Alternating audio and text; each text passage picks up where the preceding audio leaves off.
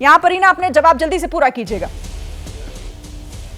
देखिए, सबसे पहली बात तो यह है कि अडानी मेरा भारत नहीं है। तो ये जो भाजपाई बार बार बोलते रहते हैं कि अडानी के ऊपर सवाल उठाना, भारत के ऊपर सवाल उठाना है, इनको शांत हो जाना चाहिए। जब छोटे निवेशक के, जब हमारे ईपीएफ का पैसा इन्वेस्ट होता है, जब हमारे नेशनल पेंशन स्कीम का पैसा इन्वेस्ट होता है, तो वो हमारा पैसा इन्वेस्ट होता है, छोटे छोटे निवेशकों का पैसा इन्वेस्ट होता है। सेबी का काम था इसको रेगुलेट करना। सेबी अपने काम में फेल हुआ। जब माधुरी बुच को सेबी का चीफ बनाया गया था, तब उन्होंने डिस्क्लोज किया था कि उनके ऐसे ऑफशोर फंड्स में उनका इन्वेस्टमेंट है, ऐसे ऑफशोर फंड जिसको गौतम अडानी का भाई कंट्रोल कर रहा है, उन्होंने कुछ डिस्क्लोज नहीं किया था। आज की तारीख में जेपीसी बननी चाहिए, क्योंकि अगर हम सेबी को बोलेंगे कि सेबी अपनी ही तहकीकात करे, तो यह तो एकदम हास्यास्पद सी बात हो जाएगी। और दूसरी बात, आप देखिए कि जब से मोदी जी प्रधानमंत्री बने हैं, तब से अडानी के खिलाफ कोई भी केस हो, आप उसकी तहकीकात हो ही नहीं सकती, होती नहीं है उसकी तहकीकात। इसीलिए हम बार बार मांग कर रहे हैं कि जेपीसी बनाइए। अगर आपके पास कुछ बचाने के लिए नहीं है, कुछ छुपाने के लिए नहीं है, तो आप जेपीसी की मांग को क्यों एक्सेप्ट नहीं करते हैं? आप क्यों अपने दोस्त अडानी को बचाने की कोशिश कर रहे हैं? मोदी जी के कार्यकाल में अडानी जो है, अडानी ग्रुप देश का सबसे बड़ा कोल माइन ऑपरेटर है, देश का सबसे बड़ा प्राइवेट एयरपोर्ट ऑपरेटर है, देश का सबसे बड़ा पोर्ट ऑपरेटर है, देश का सबसे बड़ा थर्मल प्लांट ऑपरेटर है। यहां सबसे बड़ा जो है एक तरीके से नेशनल सिक्योरिटी का रिस्क है कि आप एक ही ग्रुप के हाथ में सब कुछ देके जा रहे हैं। आप तो जेपीसी की मांग कर ही रहे हैं, उस पर ठीक है, मैं बात उस पर नहीं कर रही हूँ, बात हम उस पर कर रहे हैं आज की आखिर हिंडनबर्ग की इस रिपोर्ट में कितना जो आरोप लगाए गए हैं, उन आरोपों में दम कितना है। मैं सबके पास आऊंगी, एक मिनट पहले जरा मैं अरुण केजरीवाल जी के पास फिर से चलती हूँ, क्योंकि ये जो अब सेबी की चीफ की तरफ से सफाई सर दी गई है, इसी बात का जिक्र आप भी कर रहे थे ना सर, कि जब इस जांच में शामिल होने के लिए हिंडनबर्ग को कहा गया, नोटिस का जवाब देने के लिए कहा गया, तो वो जवाब तो दिया नहीं, एक नई रिपोर्ट 18 महीने बाद रख दी गई, तो इस पर भी तो फिर क्वेश्चन मार्क खड़ा होता है ना सर।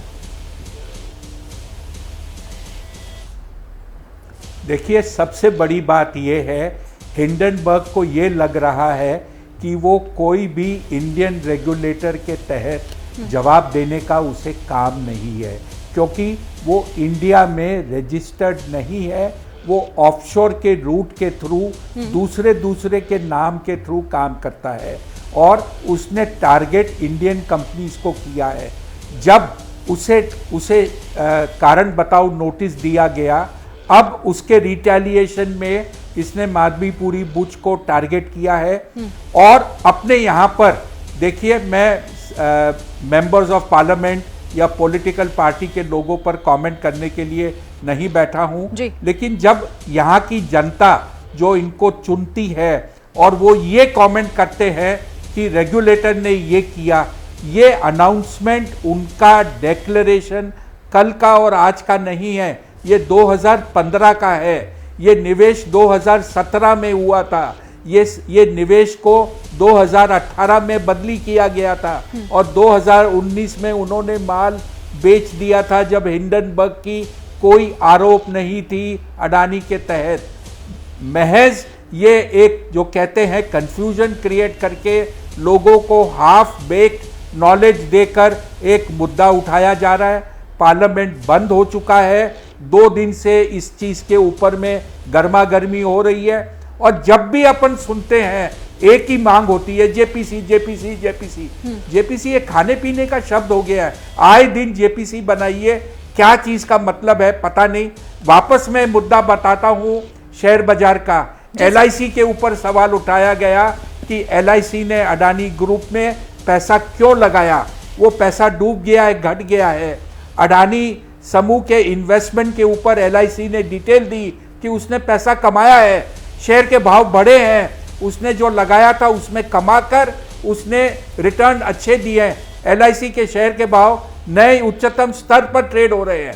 तो आप कभी भी कुछ भी कहकर उसको ट्विस्ट कर सकते हैं, बहुत आसान होता है।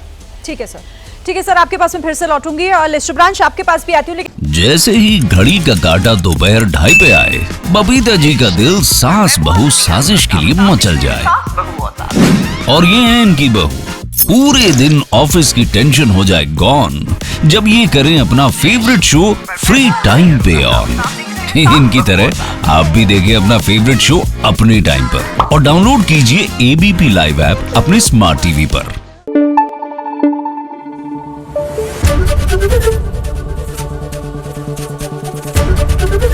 एबीपी न्यूज आपको रखे आगे।